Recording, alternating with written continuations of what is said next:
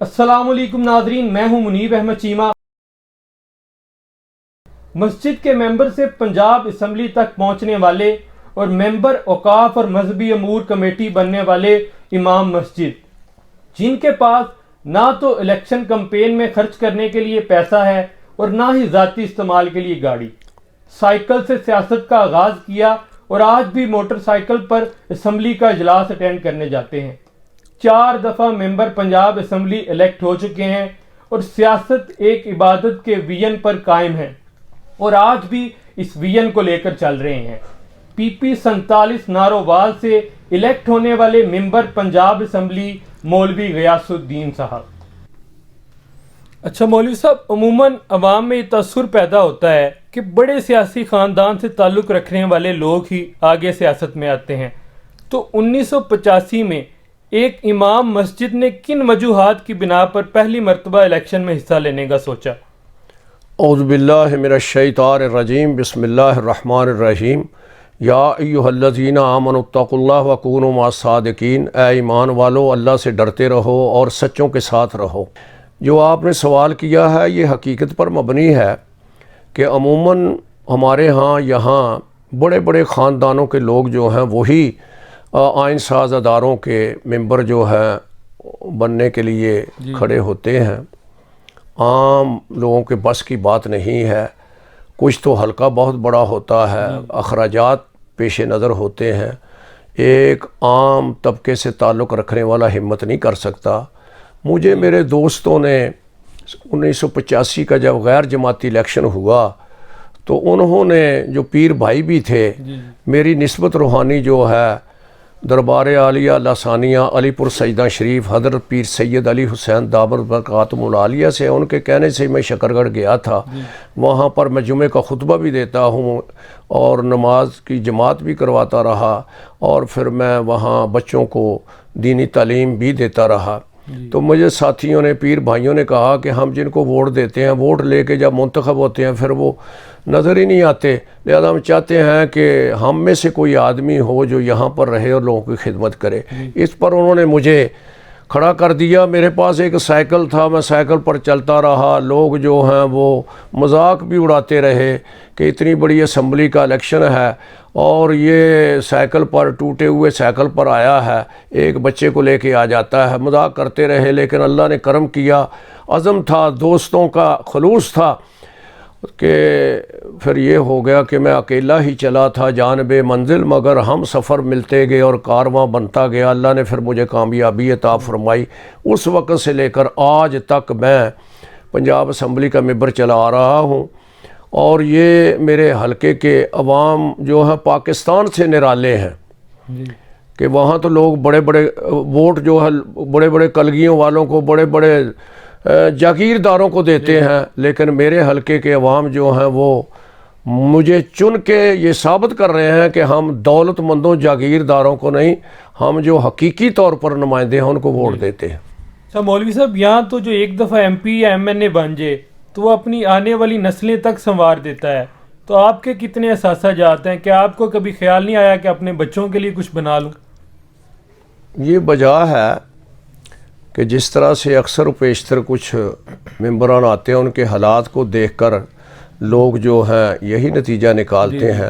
میں نے الیکشن کے اندر دنیاوی اثاثہ بنانے کے لیے حصہ نہیں لیا تھا۔ میرا الیکشن میں لوگوں کی خدمت کر کے اپنی آخرت بہتر کرنے کا پروگرام تھا، لہذا وہ اللہ کے فضل و کرم سے میں اسی پر قائم دائم ہوں۔ میں لوگوں کی خدمت کرتا ہوں، غریب لوگوں کے ساتھ چلتا ہوں۔ کوئی اگر میرے پاس آ جاتا ہے تو میں اپنی خوش قسمتی سمجھتا ہوں کہ اس کے ساتھ میں چلوں، شاید اللہ تعالیٰ اسی پر راضی ہو جائے اور میری آخرت بہتر کر دے۔ مال و اسباب کبھی کوئی ساتھ لے کے نہیں گیا ہے، یہاں سے جو بھی جاتا ہے وہ خالی ہاتھ جاتا ہے۔ تو اگر مال و اسباب کی بنا پر کیا جائے تو پھر وہ ساتھ رہنا چاہیے۔ مال ساتھ نہیں جاتا، کوٹھیاں ساتھ نہیں جاتی۔ سرکار دو عالم صلی اللہ علیہ وسلم کا ارشاد گرامی ہے، اس دنیا سے بندہ 3 چیزیں لے کے جاتا ہے: عمل صالح جی جی اور صدقۃ جاریۃ و ولد صالح، جی۔ نیک اعمال، صدقہ جاریہ اور نیک اولاد ساتھ جاتی ہے کہ اگر وہ دنیا میں نیک اولاد اچھے کام کرے گی جتنا ثواب اسے ملتا ہے اتنا ہی مرنے والے اس کے باپ کو ملے گا۔ میرا تو یہی ہے، میں نے سیاست کو دنیا کی دولت اکٹھا کرنے کے لیے نہیں اختیار کیا، میں نے آخرت سنوارنے کے لیے کیا ہے۔ الیکشن کمپین پہ تو کروڑوں روپے خرچ ہوتے ہیں، اور بعض دفعہ تو کچھ کینڈیڈیٹ عوام کو پیسوں کا لالچ دے کر ووٹ خریدتے بھی ہیں، تو یہ سارا خرچہ کیسے مینج کرتے ہیں؟ پہلی بات تو یہ ہے کہ میرے حلقے کے جو عوام ہیں جی وہ پاکستان کے دوسرے حلقوں کے عوام سے نرالے ہیں۔ اس کی دلیل میں آپ کے سامنے ہوں، میں نے کبھی الیکشن کے اندر کوئی اپنی ذاتی طور پر کوئی پیسہ خرچ نہیں کیا، بلکہ یہ ہوتا ہے کہ جب میں صبح موٹر سائیکل پر جاتا ہوں تو کئی غریب لوگ ریڑھی چلانے والے جو ہیں مجھے کہتے ہیں مولانا صاحب اے اج دا تیل ساڈے لوں پا لوے ہو، وہ تیل کے پیسے بھی مجھے دے دیتے ہیں، تو 200 روپے میں تو میں سارا حلقہ پھراتا ہوں، کوئی 500 دے دیتا ہے، کوئی 1000 دے دیتا ہے۔ اس طرح سے میرے ووٹر جو ہیں مدد کرتے ہیں، وہ صرف اس لیے کہ جب ان کے تعاون سے میں اسمبلی کا ممبر بن جاتا ہوں تو پھر میں بھی ان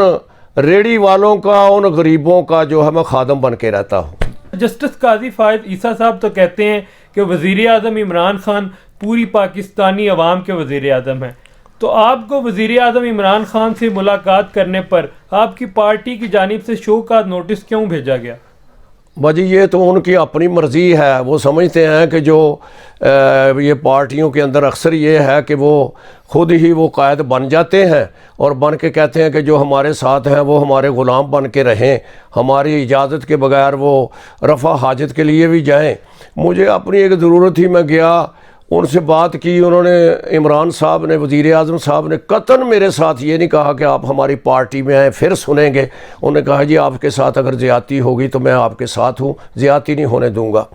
تو انہوں نے شو کاز نوٹس دیا ہے، ان کی مرضی ہے، بہرحال کسی کے ساتھ ملنے سے جو ہے وہ پارٹی وائلیشن نہ ہوتی ہے، کیا نہ آپ نے پارٹی جواب دے دیا شو کاز نوٹس؟ میں شو کاز نوٹس کا میں نے جواب دے دیا ان کو، اس کے بعد وہ خاموش ہو گئے۔ ہاں جی، یہ ہے، ہم میل ملاپ اپنے حلقے کے عوام، ان کی حلقے کی تعمیرات کے متعلق یہ کوئی احسان نہیں کرتا، ہم بھی جیت کے آئے ہیں، ہمارے حلقے والے بھی جو ہیں وہ انکم ٹیکس دیتے ہیں، ریونیو حاصل ان کا بھی آتا ہے، تو جب ان کا بھی حق بنتا ہے۔ یہ ہمارے ملک کے اندر ایک غلط رواج پڑ چکا ہے کہ جو دوسری پارٹی کا جیت کے آئے اس کے حلقے کو نظر انداز کرتے ہیں، اگر نظر انداز کرنا تو پھر ان سے ریونیو بھی نہیں لینا، ٹیکس بھی نہیں لینا چاہیے، اگر ٹیکس لیتے ہیں تو پھر ان کو حق بنتا ہے کہ وہاں تعلیمی ادارے اچھے ہوں، بنائے جائیں، وہاں صحت کے ادارے اچھے بنائے جائیں، ان کو ضروریات زندگی مہیا کی جائیں جو کہ دوسرے حلقوں میں ہوتی ہیں۔ ہاں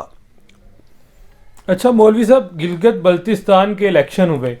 اور پی ایم ایل این کو شکست کا سامنا کرنا پڑا، تو کیا سمجھتے ہیں کہیں نہ کہیں فوج مخالف بیانیہ کا اس شکست کے ساتھ کوئی لنک ہے؟ یہ عام لوگ جو کہہ رہے ہیں کہ یہ تاثر ہے کہ چونکہ ہمارے یہ فوج جو ہے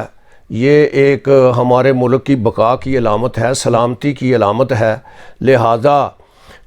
اس کے خلاف بات کرنا یہ ملک کو ایک کھوکھلا کرنے کے مترادف ہے، یا جو ملک کے مخالف ہیں ان کے بیانیے کے مطابق اپنا بیان ہے، ان کے کردار کے مطابق اپنا کردار ہے۔ ابھی تک ہمارے ملک کے اندر اکثریت جو ہے وہ پاکستان کے فوج کو اپنے ملک کے استحکام کی علامت سمجھتی ہے، کٹھ کی علامت سمجھتی ہے،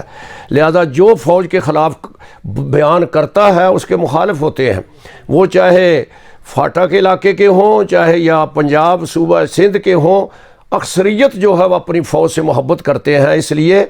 کہ یہ ہم نے دیکھا ہے مشاہدے کے طور پر بھی کہ جتنے دہشت گرد آئے ہیں، دہشت گردی کے خاتمے کا سبب جو ہے ہماری پاکستان کی فوج بنی ہے، اور اس دہشت گردی کو ختم کرنے کے لیے ہمارے بہت جوان جو ہیں اپنی جوانیاں پیش کی ہیں۔ میں نے خود، میرا علاقہ جو ہے اس کے اندر بہت زیادہ فوجی شہید ہو کے آتے ہیں، ان کے جنازے بھی پڑے ہیں۔ یہ بھی ہو سکتا ہے، اور دوسری ایک چیز یہ بھی ہے کہ فاٹا کے لوگ اکثر جو ہیں وہ پچھلا تجربہ جو آزمایا ہے وہ یہی ہے کہ وہ ووٹ جو ہیں جو مرکز کے اندر حکومت ہوتی ہے وہ اس کے حامی ہوتے ہیں، کیونکہ مرکز کے اندر اس وقت عمران صاحب کی، ان کی پارٹی کی حکومت ہے، لہذا ان کو ووٹ ملے ہیں، یہ کہنا کہ وہاں پر جو اکثر ہمارے ہاں یہ بھی رواج چل گیا ہے کہ جو شکست خوردہ ہوتا ہے پھر الزام دوسرے پہ دیتا ہے یہ الیکشن درست نہیں ہوا، حالانکہ میری سوچ کے مطابق وہاں الیکشن جو ہے بالکل ٹھیک ہوا ہے اور ان لوگوں نے اپنی رائے کے مطابق فیصلہ کیا ہے۔